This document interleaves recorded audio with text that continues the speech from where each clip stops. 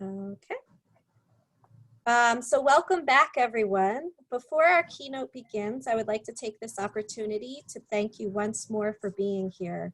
At the 2018 new NJLibsGrowBiz Summit, I shared my guiding principles around the role of libraries in economic development. Strong libraries reflect communities where people want to live and work. Libraries are investments in and for members of their communities.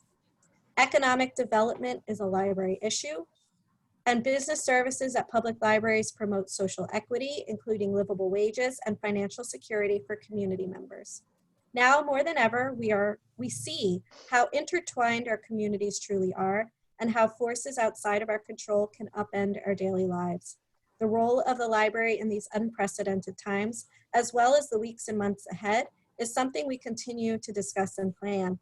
I hope that today's sessions, the networking panels, and the feedback from your fellow attendees help to develop strategies for moving forward and supporting your business communities.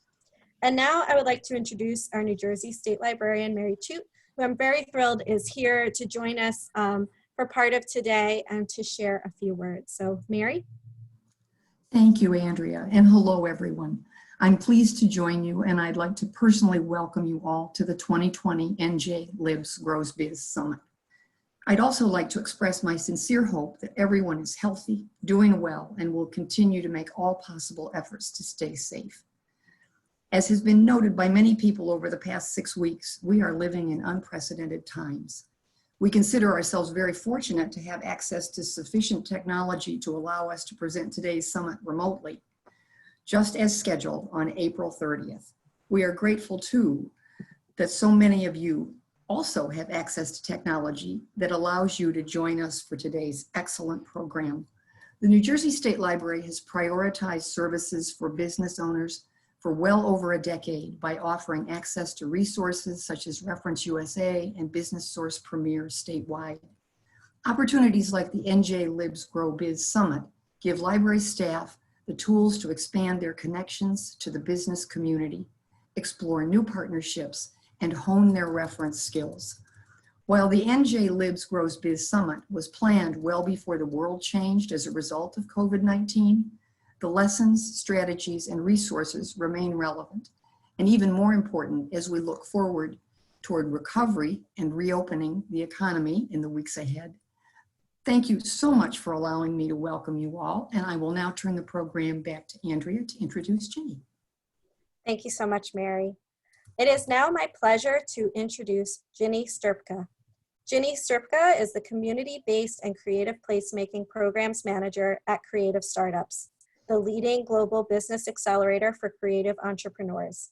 She leads the growth and development of the Libraries as Launchpads program, which seeks to transform libraries into vibrant creative entrepreneurship hubs. Libraries as Launchpads was launched in 2018 by Creative Startups in partnership with the New Mexico State Library and New Mexico's public and tribal libraries, with a goal to provide greater access to resources for underserved entrepreneurs across the state. The program takes a community-based approach to ecosystems development by building the local capacity to support startups in the creative industries. And you can read more about the Libraries as Launchpads through a link on our website, on the NJLibsGrowBiz website. Since 2018, Creative Startups has worked with state and regional library systems, state and local government organizations, local libraries, friends groups, and foundations to transform their libraries into launchpads. Libraries as Launchpads has worked with 15 libraries, trained 14 local entrepreneurship educators, and served 70 entrepreneurs. Thank you so much, Ginny, for being with us today and for also waking up super early to get on a Zoom call. Oh, so I will stop sharing my screen and then you should be able to share your slides. Great. Well, thank you guys. Thank you so much for having me. I'm really happy to be here. I wish I could have been there in person, but we've all had to make some changes because of everything that's going on. I hope you all are doing well despite everything. I know we're still keeping busy here and have moved everything online. We've been doing some calls with the libraries around the state here and just keeping in touch with what everyone's doing. So it sounds like libraries really have found ways to stay engaged in their communities, which is really great to hear. And so let me just share my slides here.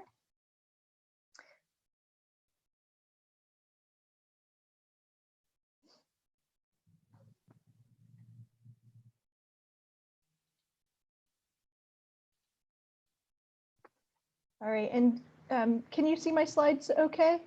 Yes. Okay, good. All right, and so I'm just going to give you a quick overview of creative startups. Andrea gave a pretty good overview of the Libraries as Launchpads program, but just to let you know kind of what we do, who we are.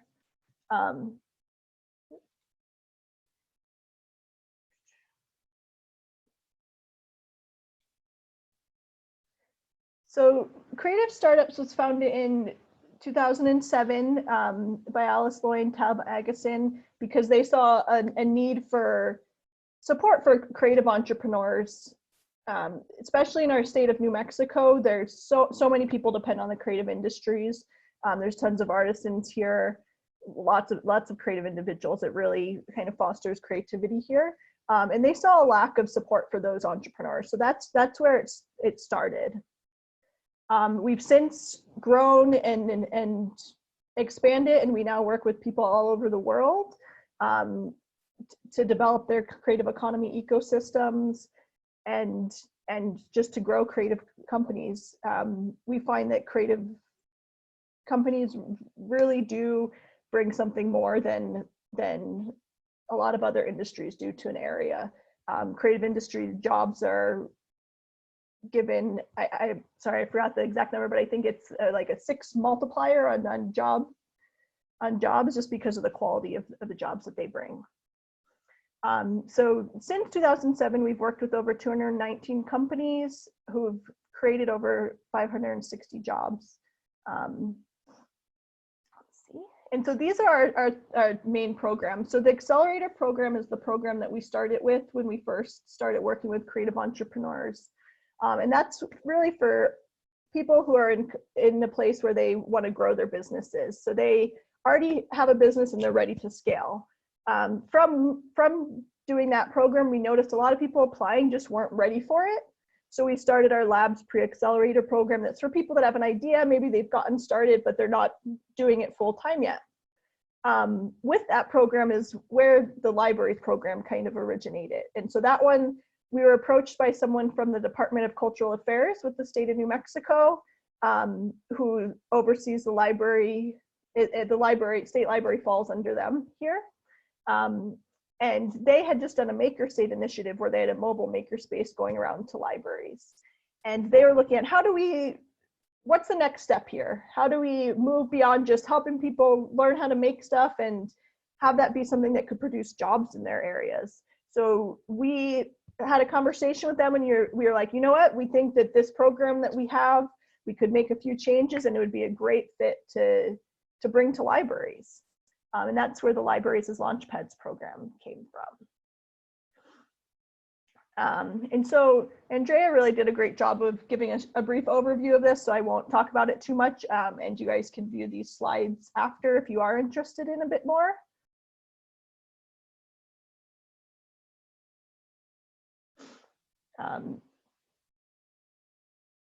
We've served over 66 startups through the program so far since we started it in 2018. And we're continuing to host it here in New Mexico this year, just totally virtually for the time being. And part of the program is also working with the libraries to make sure that they are in a place where they feel able to support entrepreneurs, whether or not we have an in-person program happening there. So one of the things that I'm sure none of you have a question about, but we do get from other people is, why are we doing this in libraries? Why should libraries be a place for entrepreneurs? And we see it really as being able to serve a wider population. A lot of the people we get applying for our Libraries as Launchpads program is they aren't necessarily comfortable going to some of these other business resources out there. They might not know the business lingo. They might have gone to a local SBDC or somewhere, and they didn't feel like they had the language to talk to the person so that they could understand what they were trying to do. The Libraries as Launchpads program really is to help people better understand the business world and kind of be able to then go out into the world and talk to people about business in a way that everyone will be able to understand what their business idea is and what they're trying to do. One of the quotes, actually, going back to this, is after we hosted one of our Libraries as Launchpads program in one of the libraries, they then invited the SBDC to come in and do a workshop, and they felt that the program had really put people in a really great place to then go to SBDC as the next step.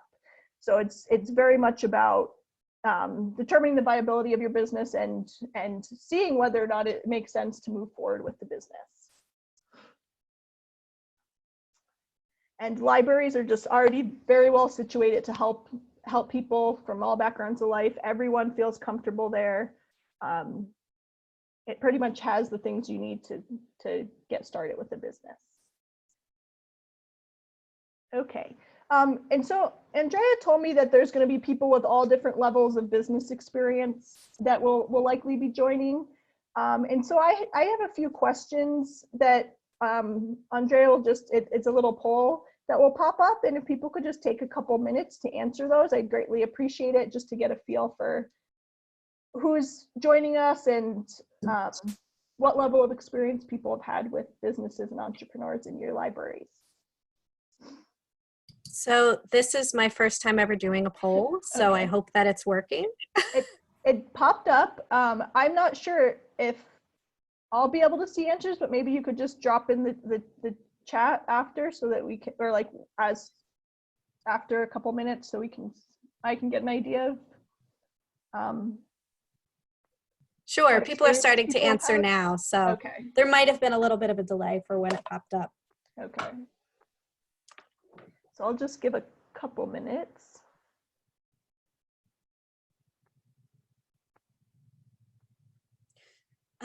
I will say so far, it looks like most people are helping businesses and entrepreneurs through their libraries. Okay. And then the other answers are a bit more across the board. So Okay. I'll give it a little bit longer. We're almost at 50% of responses, so Okay. or respondents. Great. I like to try to keep things interactive on these. Usually it would just be a raise of hands, but it's hard to do that with just a little screen. So I guess I should give everyone a heads up that we're going to also be doing breakout sessions later on. And a little story, I did a meeting, we had like 20 some people on it, and then I started putting people into breakout sessions, and when I was assigning them to rooms, suddenly there were only 12 people. So people did not want to do breakout sessions. So we'll give everyone a little heads up now. I think that this group was going to want to do them though. So. Okay. Okay, so I'm going to end the polling now because it seems like it slowed down. And somebody did say that the submit button was not working. So if you were not able to participate and you want to share a bit more about whether you help businesses, how often you do, and what kinds of questions they have, you can just put that right into the chat. So let me share the results. Oh, nice. That's nice that you can do that.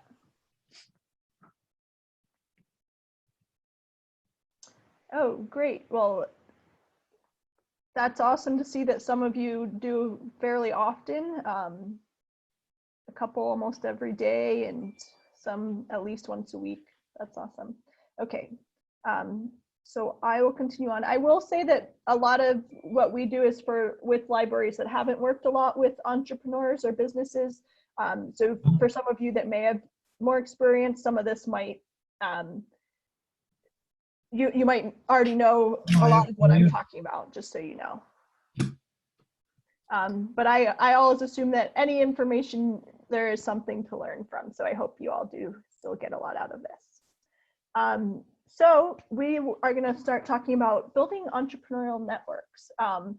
one of the things that we really see as being important for entrepreneurs, we always do a pre and post survey for all entrepreneurs that go through our programs. And the one thing that we have noticed with entrepreneurs that end up going on and doing really awesome is generally that they have built the best networks for themselves. They're the type of people that are always following up with the mentors we introduce them to. They're always inquiring about, do you know anyone that could help me with this? Do you know where I should go to figure out how to do that? Instead of just kind of trying to do it all on their own and look it up online or something, they're trying to figure out who are the people I need to be meeting, where are the organizations that I need to be going to connect with people, to really get my business going and move. And so that's why we find that building entrepreneurial networks is one of the most valuable things you can do if you are going to be supporting entrepreneurs and business owners. So the way we see it, building your network equals building your collections. It's really about having a collection of resources that you can then recommend to the businesses and entrepreneurs that are coming into your library. And Andrea, if we are getting questions or anything, feel free to just let me know, because I'm not going to be checking that because it's a bit distracting while I'm going through, but feel free to just let me know if there is a question about something. Okay, definitely. And if you remember to pause at any point and just ask, we can also cut in then. Okay. So who is in this network? Well, it's really any and anyone you know could potentially be part of the network. One of the things that we've experienced is that sometimes there's someone you know that could be part of this network, because someone could come in and say, you know, I'm trying to start a business for bicyclists, and I just really feel like I need to talk to some people and see if this is a product they want. So it could just be that your sister loves bicycles, and so she could be someone in the network that you could recommend for an entrepreneur. Some of the other people are more applicable for anyone who comes in with a business idea or who has a business idea. I joined for the end of Cynthia's meeting, so those of you who are there got a lot of ideas for who's in the network in terms of the legal permitting side of things, it sounds like. So that will be good for the exercise that we do a bit later. Let's see here. So yeah, so really it's another person in the network that you might not always think about is someone who owns property. So they might need a business space, an office space, someone to sell, someone that has a storefront. Sometimes it's just people that love promoting other people's products. One of the things that we say is someone who's a super networker, and that's someone who's just always talking to everyone and loves to share what other people they know are working on.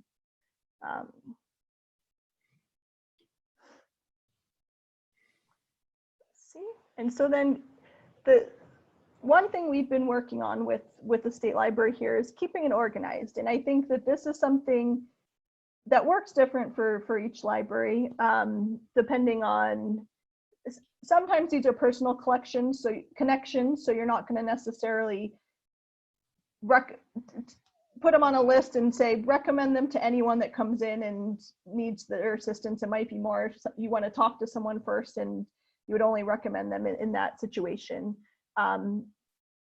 So we really suggest that you look at ways of categorizing these different connections and ways that would make it easy for it to work in your library, depending what that might be. Are there different types of identifiers that you feel like would fit in with the way that you guys do things? And the other thing is, do you want this to be something that's accessed by anyone that works at the library to be able to answer questions, or do you have a certain person, it's just going to be one person that has access to this? So our approach for how we organize this is very much by the entrepreneur's viewpoint. So looking at who they are needing, what kind of needs do they have? Is it an expert in a certain category, in a certain topic? Could be lawyers, other entrepreneurs that are in the same industry or own a business in the same industry. Subject matter experts could be someone who's great at operations, someone who really knows social media.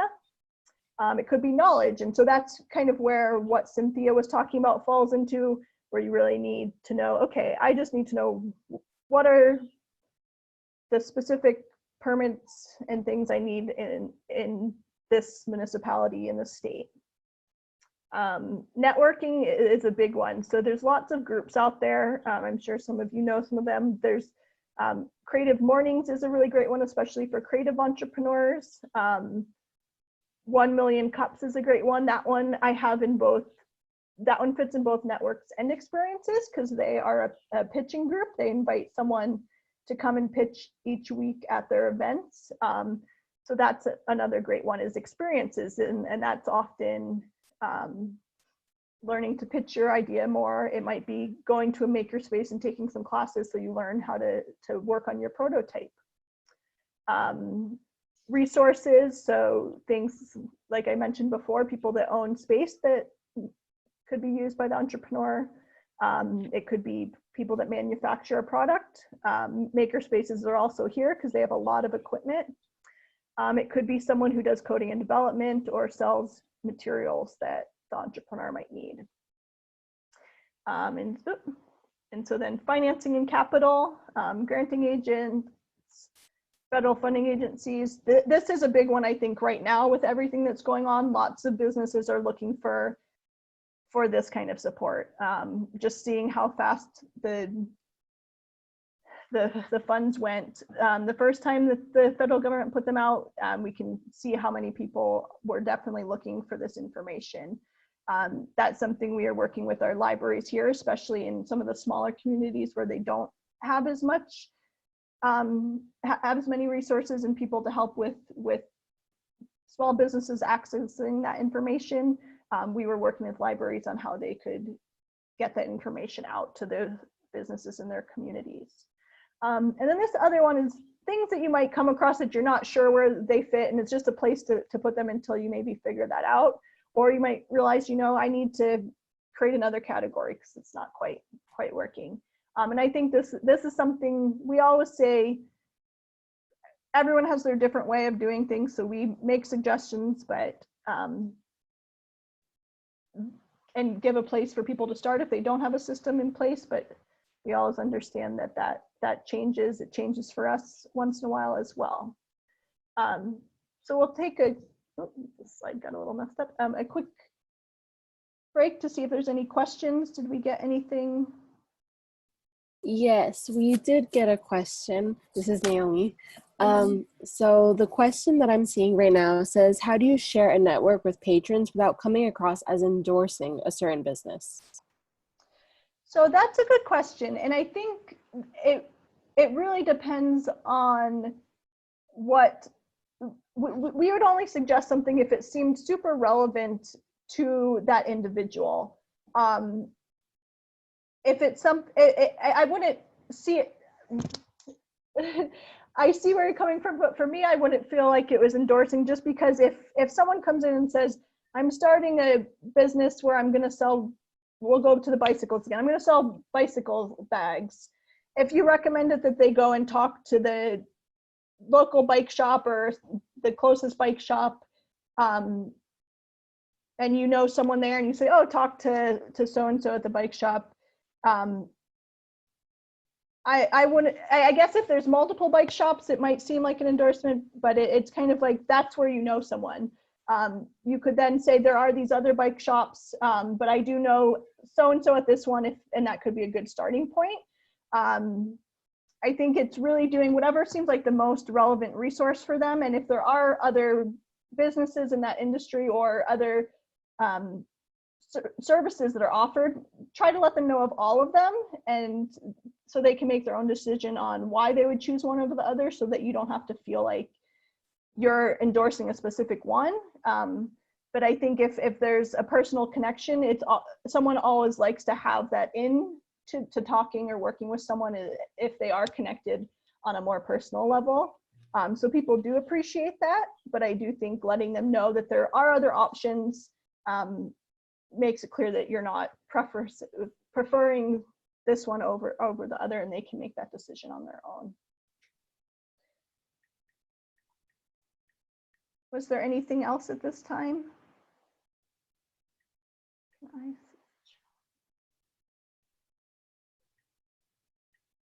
I think that there are some other comments happening in the chat, but that was the only question. So if anyone has anything to add to the chat to keep this going, you are more than welcome to do so, and certainly share your ideas and your thoughts on this. So yeah.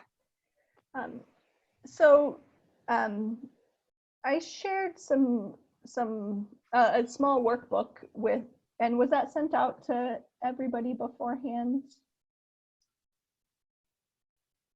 Yes, so we sent that out beforehand, and then I just resent another one just in case anyone who popped in didn't get it. I tried to add it to the chat, but it doesn't allow me to. Oh, okay, great. Well, thank you. So we're going to talk about community asset mapping, and this is a really great way to build up those network lists. Obviously, you won't have, there'll be a lot of assets and connections that will be outside of your community, but starting in the community is a really great place because those local connections for entrepreneurs really do offer a lot of support and seem to be super strong when you can have that in-person, pretty regular connection. So what we always start with when we look at community asset mapping is who's already a part of your network. Who are the people you already know that you could call up and say, hey, this entrepreneur came into the library and I thought of you, you would be a great person for them to talk to. Can I direct them to you? Or they might be someone that you already know you can just direct the entrepreneur to immediately. And so this is on page 4 through 9 of the workbook. And so what it is it's person or organization mapping it to one of those skill areas that we talked. So this is for experts. So I put one in the workbook for each of the categories here. And so for experts, it's the person we say, for an example, Jane Doe at Paramount Legal, her area of expertise is trademark and patent law. Sometimes it might be, you know, this person who's a lawyer, but you're not sure what their specialty is. And so that's one where you can leave this open and then reach out to them and say, hey, what is your specialty? I'm building out a list for potential connections for entrepreneurs. What kind of work do you do? And so then how do you know them? Maybe Jane attends the library book club, and then contact. And so we look at keeping track of it so that we can really then go and find someone easily when we do get an entrepreneur that expresses a certain need. I'd love for, actually, I'm gonna move on and then we'll talk. And so then the other one is, who could you know? So are there organizations or people in your community that you know of, but you don't have a personal connection with? We find making those personal connections is important because, first of all, with some of these organizations, they're always switching out the people that, not always, but there will be turnover in who's working there. So keeping up to date with who those people are is very helpful. The other thing is if you have a personal connection there, it's much easier to make that connection for an entrepreneur. As I said, people always love feeling like they were given a more personalized introduction.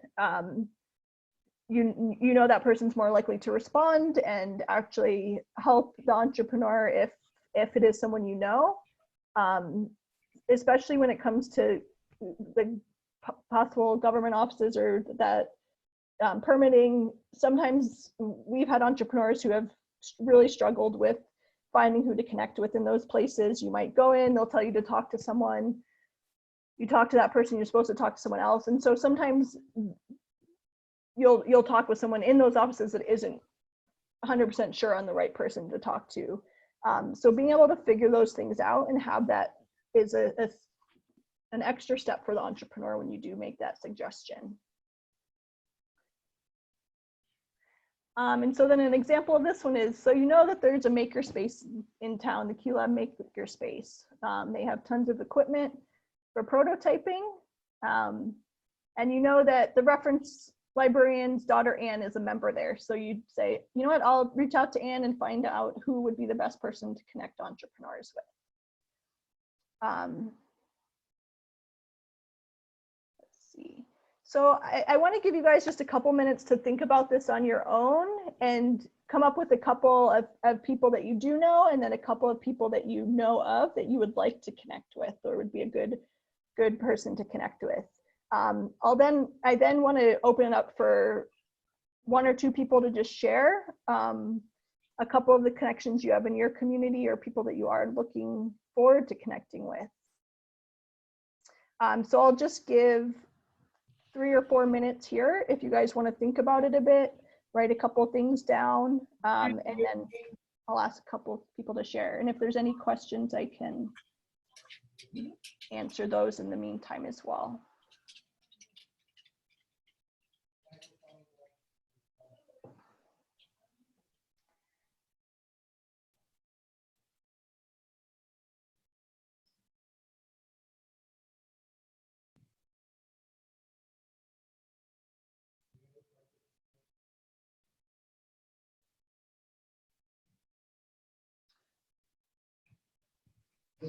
Oh, just while you guys are working, there's a question about creative mornings. And so if you're not near New York City or Philadelphia, how do you bring networks to more suburban areas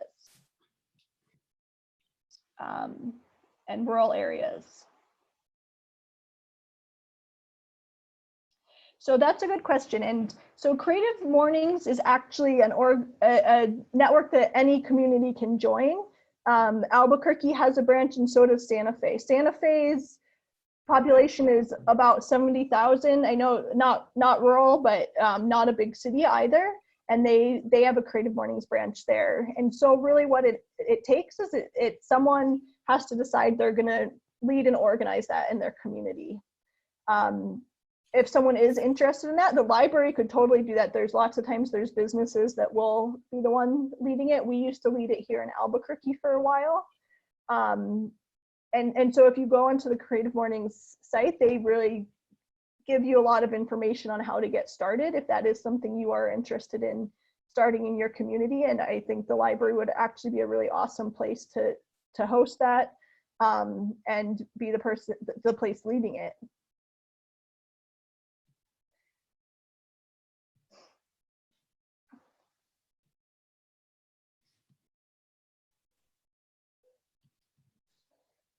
And so I'll just read out some of the comments people are sharing. So someone said that they know a super networker right in their community, and that's always a really great person to know. So that's a great place to start.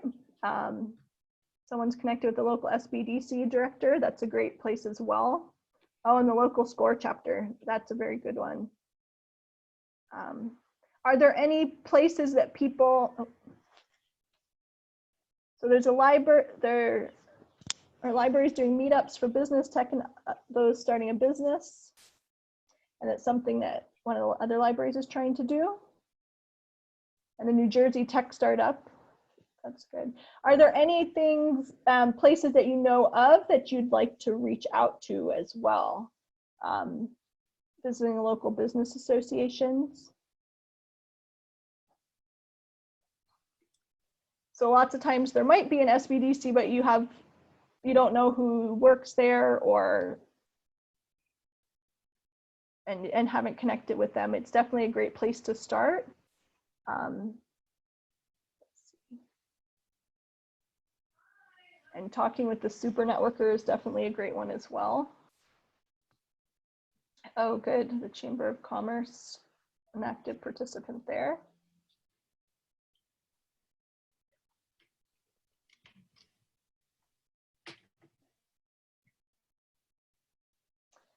Oh, yes. So now we're going virtual. Nancy's comment. Now that we're going virtual because of COVID, and it might be a while before we have a lot of people in a small group, how can we address this now? So that's a really great question. And so looking at, and is that in reference to the Creative Mornings still, Nancy?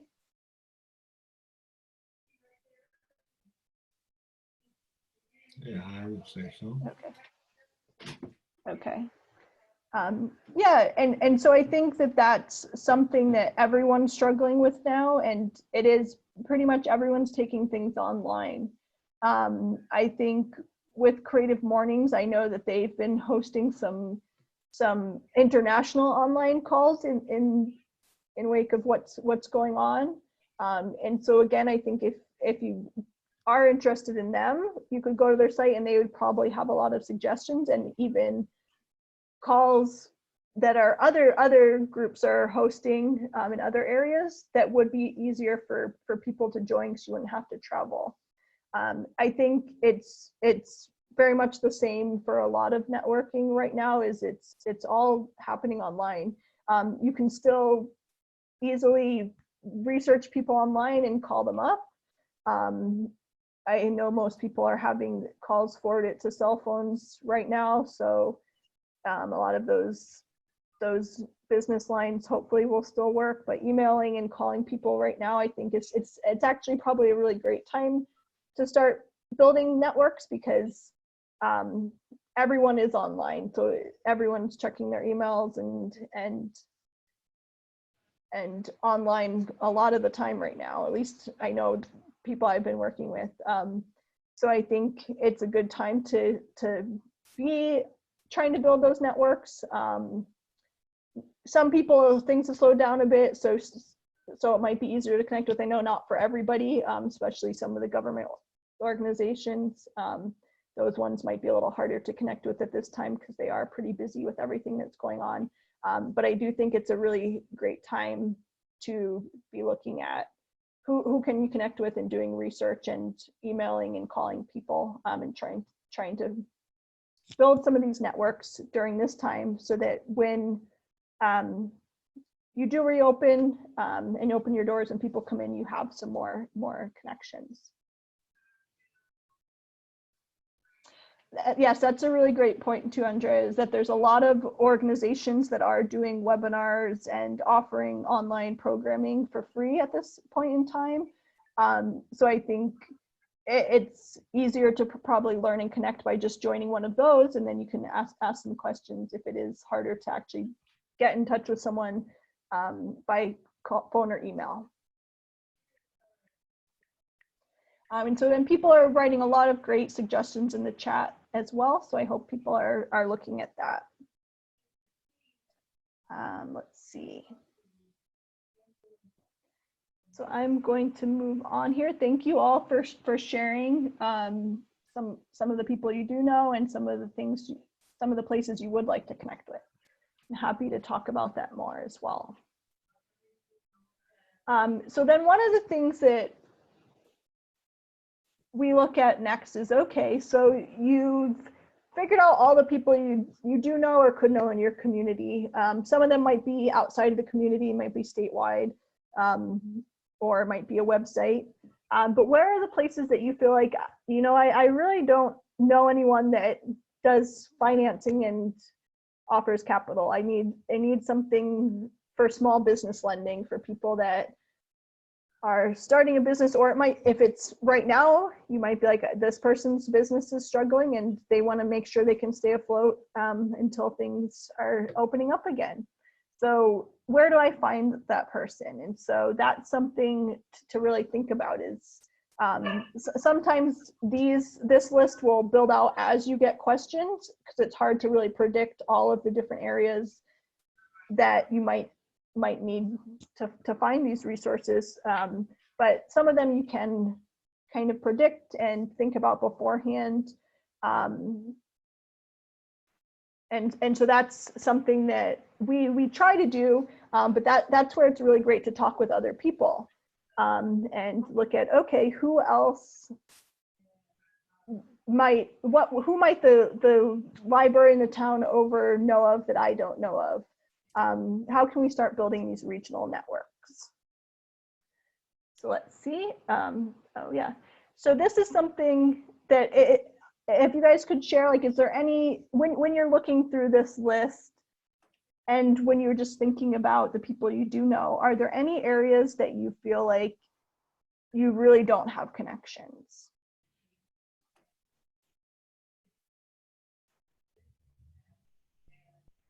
I want you guys to take a couple minutes and just think about this.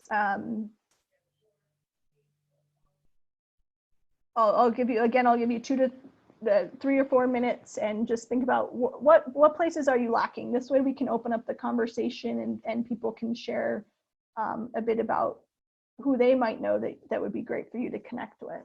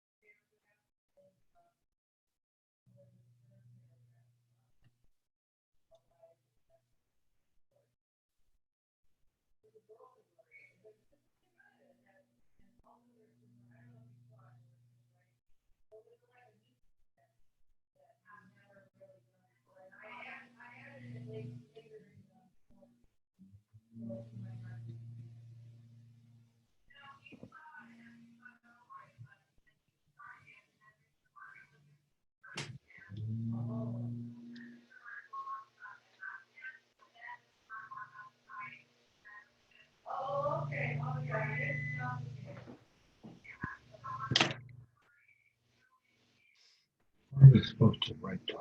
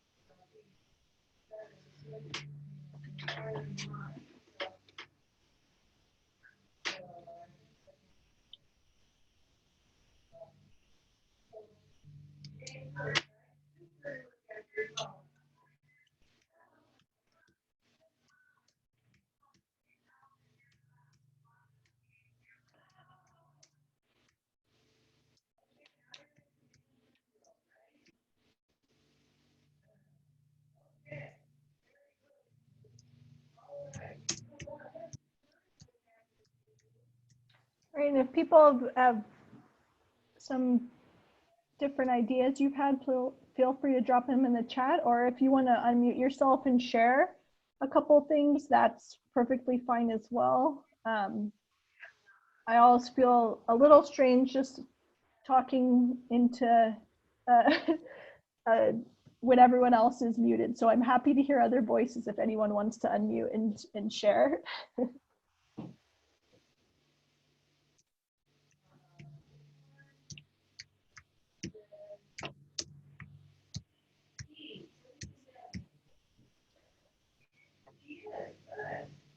That's a really good point, Rachel. Yes, this is an ongoing process. It's not something we build and then build out a list and then don't look at it until we need it. It's something you continually are working on.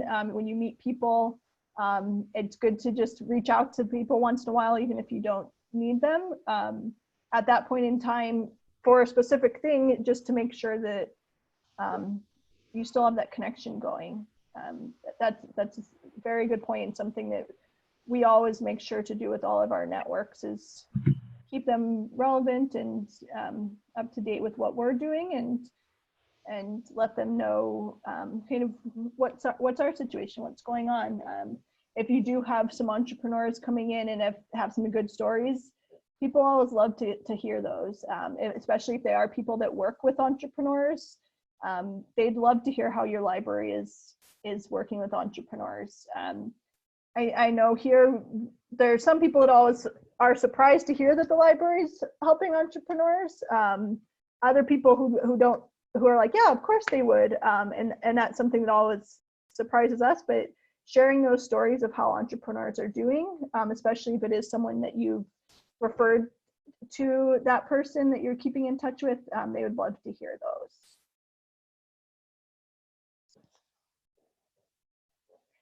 So Vera, when you say without being in competition with others, so you mean like other organizations that work with entrepreneurs? No, especially other libraries that are close to us. Oh, yes. Geographically close. Uh-huh. That's a great question. And I think that's something where if you're keeping in touch with those libraries, you guys can kind of figure out, okay, well, we don't want to be trying to compete. How can we work together with this? How can we share resources? You don't want to be pulling people away from the other library. How can you guys kind of collaborate on what you're doing? It also, if you're that close, it doesn't make sense for you necessarily to both have totally separate lists, because you'll have a lot of crossover on those lists. So it'd be great to kind of work together to say, how can we share resources, make sure we're giving the best support to these entrepreneurs as we possibly can.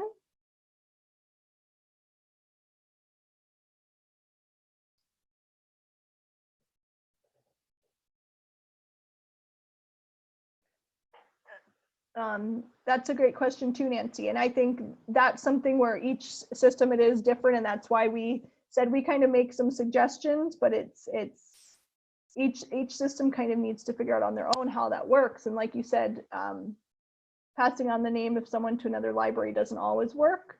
There'll likely be some people on these lists, some organizations on these lists that can easily be just put out there, like the SCORE groups, like you said, the SBDC, a lot of the government organizations, maker spaces, networking groups, but some of those more personal connections might be ones that you don't feel comfortable just putting on a list that anyone can access.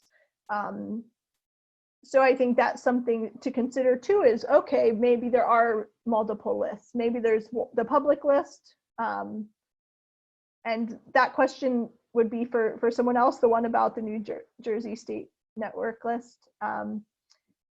Because I'm not in New Jersey, but I think that it's something to think about. And as I mentioned, we're working on that with our libraries here in New Mexico now, because it does depend. There are some connections, this list is for everyone to look at. Other ones that you're like, this is my personal connection. It's my neighbor who is also an accountant. And so I don't feel comfortable sharing that with the public list. So I think that is something to kind of figure out a bit for yourself and for your library and how that could work. And then looking regionally to see how it could work regionally as well. Let's see here. And so that brings us on to regional collaboration. How do we look at what's going on around us in the other libraries, in neighboring towns, statewide, that might be supports that we could use locally that might not be available locally. And so a lot of people have been sharing those and asking questions, which is great.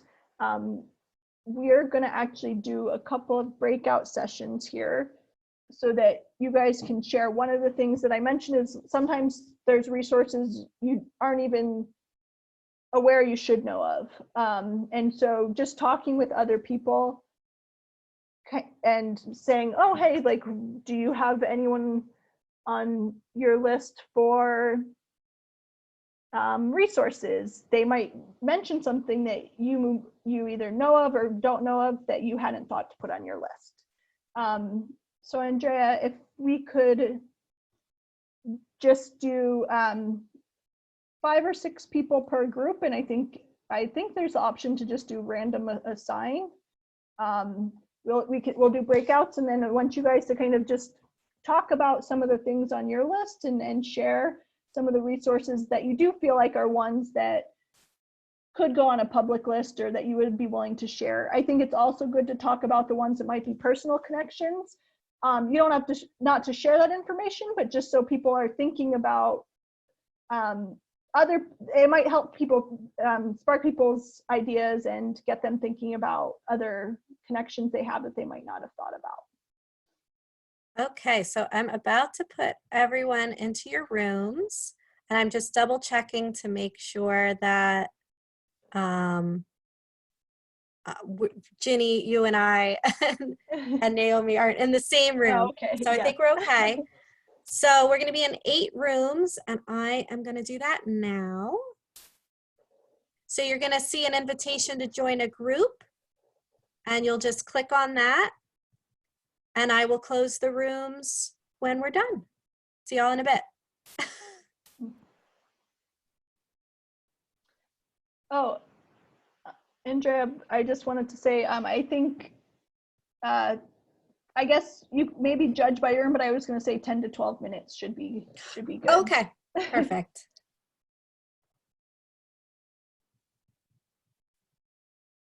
Thank you for telling me I was muted.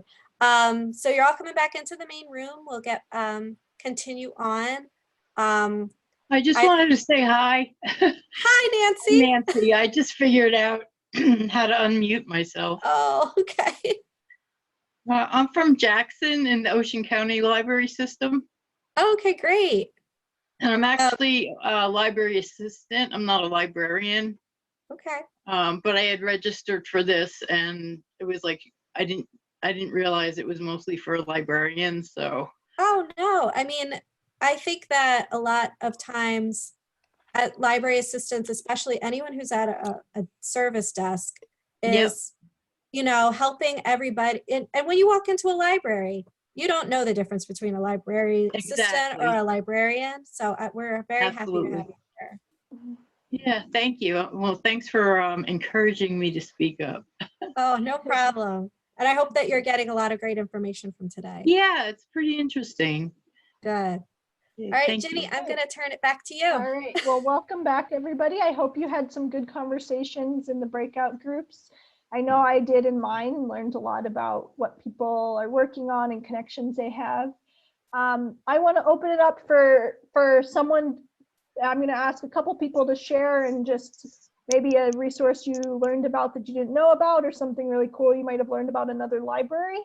Does anyone want to volunteer, or should I just pick randomly?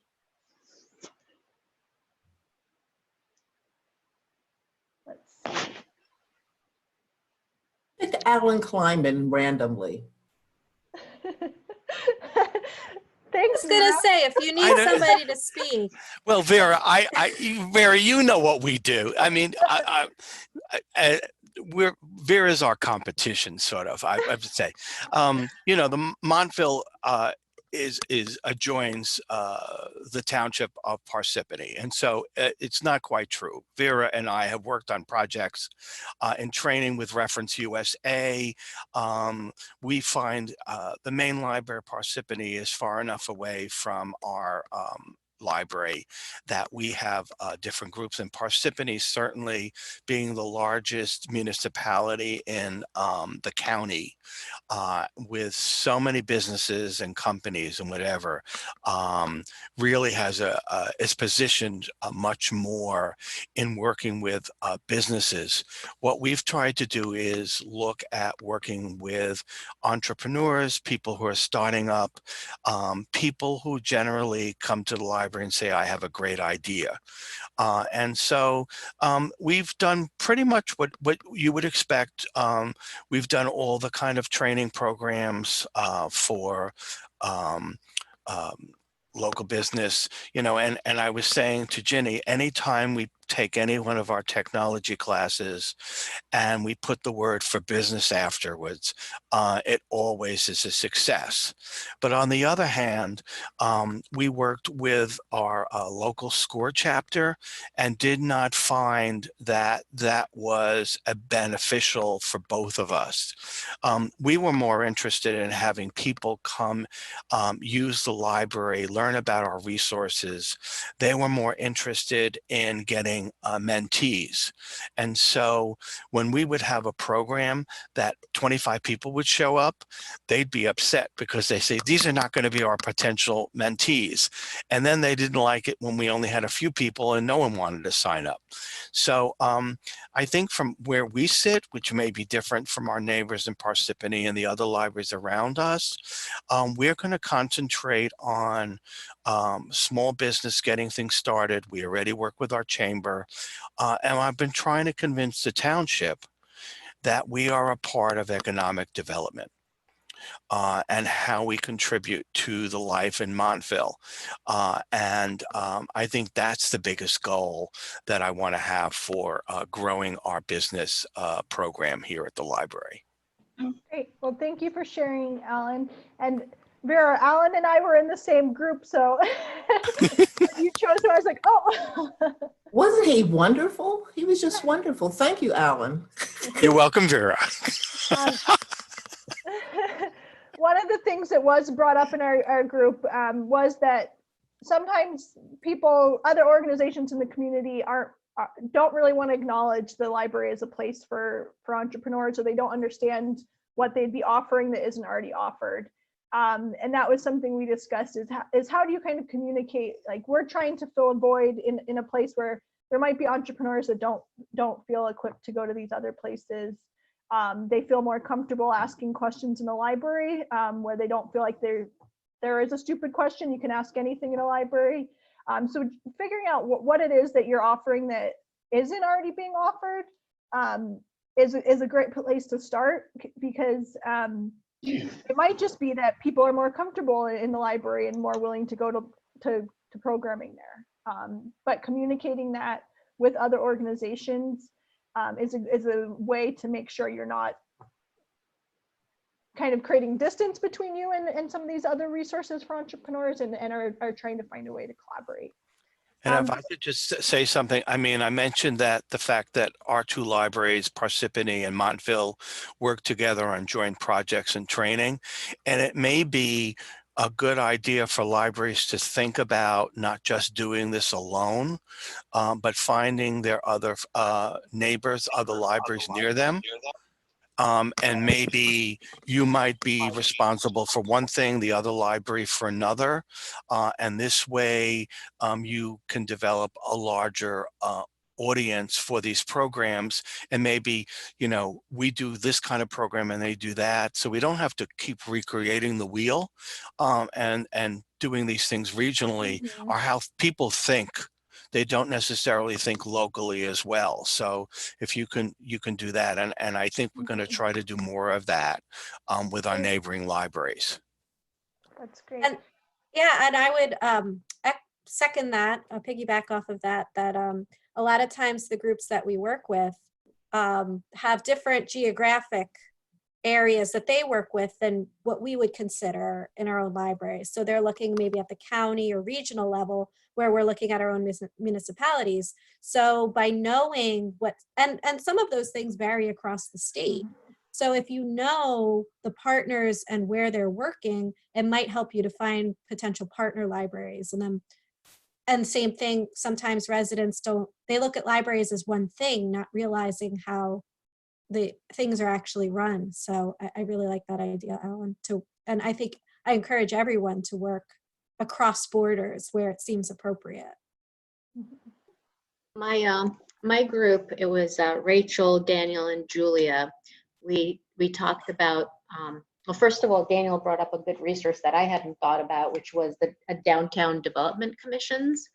So I thought that was a really great resource. But to kind of piggyback on what you were saying about libraries, is we need to understand that we can also use other libraries as resources, because I know that my particular library system has certain resources like Gale Small Business Builder and Gale Demographics Now, which are not available everywhere. But even if somebody is not a card holder at our libraries, they're welcome to come into our building and use those resources. So don't hesitate to use your other libraries as resources. I know it's different by state and region. In New Jersey, is there just one card for all libraries, or are there cards for regional systems, or each individual library has? So it runs the gamut across the state. There is no one state card. There are reciprocal borrowing agreements between some libraries. There's library cooperatives where they share resources. So it depends is the answer. Yeah. Okay. Just wondering.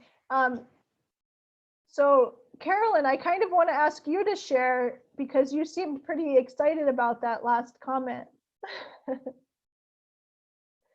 Oh, you're muted.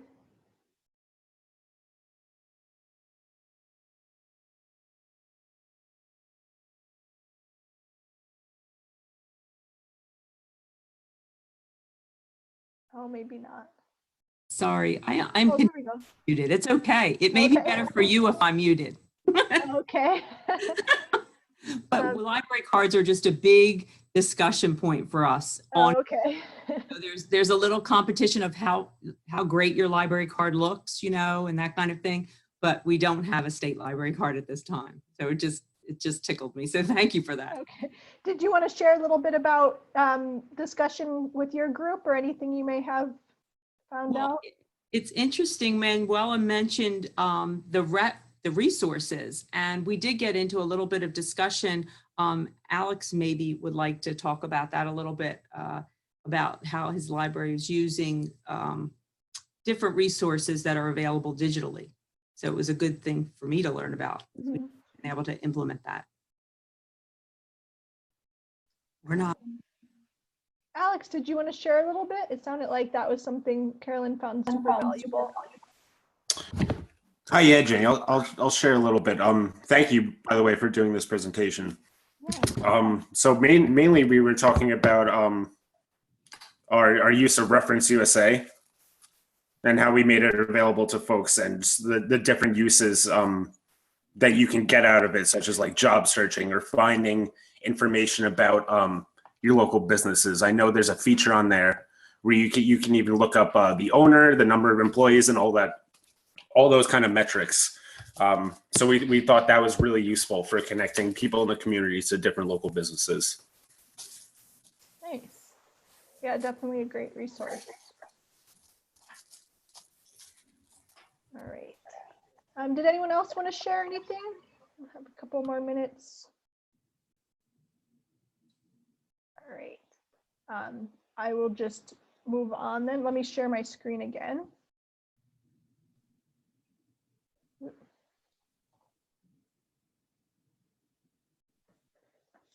So one of the things we're always big on at Creative Startups is, after we talk about something, we want to set a plan of action to make sure we actually follow through and move forward with some of the things that we've decided upon. So in the workbook, I put a couple pages for kind of setting some goals in your library. I think, as we were saying, right now is kind of a good time for this, because there are a lot of people putting information out, hosting webinars, which makes it easy to learn about some of these other organizations. Also hoping that in your groups you did make some connections, hopefully with people you didn't already know that you may now want to connect with, and ask about some of the resources they're accessing or some of the workshops they're hosting, and learn a bit more. So I put these in the workbook just as a place to say, okay, I'm going to set some goals for myself, start building out my list of networks, maybe even just checking in with some people already in my network that I haven't talked to in a while. And that this is something that, I mean, I do this all the time for myself, even after we have our meetings, is just setting up, okay, it's not necessarily something that's on my bigger task list to get a project done. It's more, I just want to make sure I connect with this person in the relatively near future. Okay, so I'm going to open it up for questions. Just a quick thing that I did mention to the people in the group I was in, I'm going to have another session at 2 o'clock today that really focuses on identifying entrepreneurial needs. This is really for understanding where an entrepreneur is in their journey and which of these resources would be beneficial for them. So once you have these lists built out, it makes it easier to then talk with entrepreneurs and refer them to different resources. But talking with entrepreneurs is also a place to understand what resources you might be lacking in this asset map. So does anyone have any questions? Any comments? Please feel free to share anything you may have found valuable that other people that you learned from another librarian that might be beneficial for everyone to hear. Let's see, where is.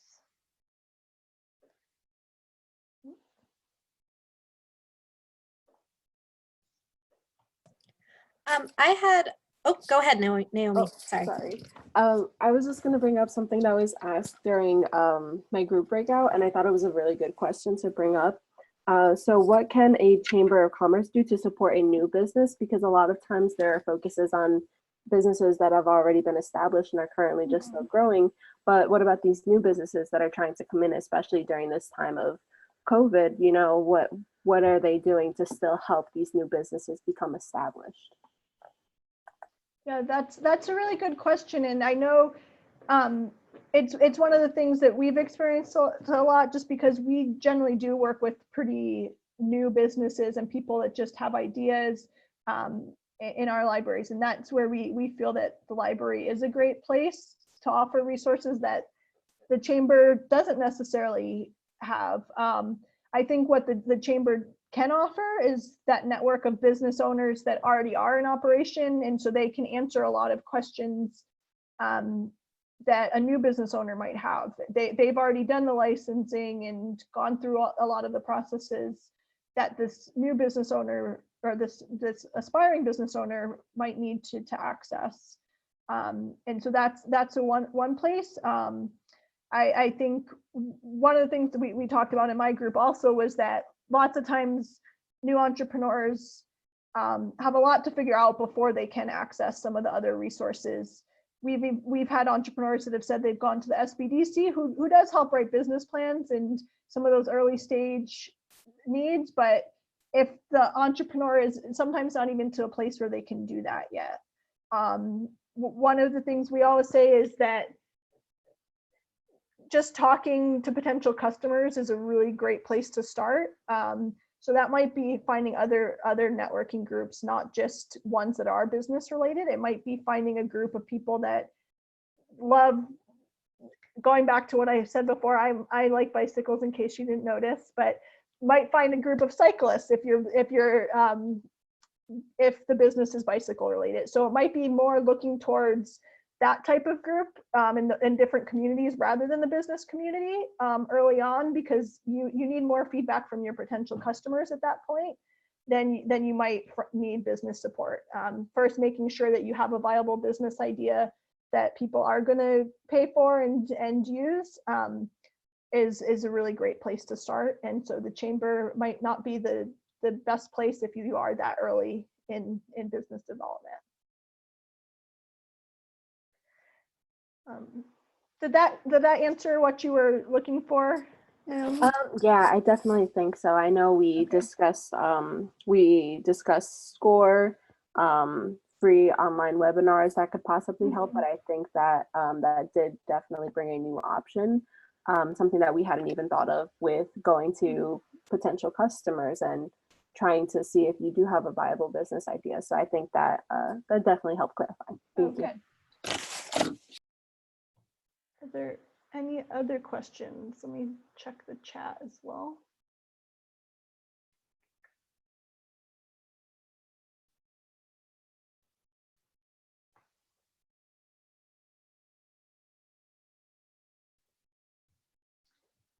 interesting. So William asked, is there a lot of similarities in the way Swedish libraries relate to entrepreneurs compared to the US? That's an actually really good question. So I did mention that we work with a woman in, our lead faculty is in Sweden, but, and she does a lot with our libraries program as well. But I wouldn't be the one to ask that question to. Sorry, William. I could ask Lena and let you know, but I don't have much information myself on Swedish libraries.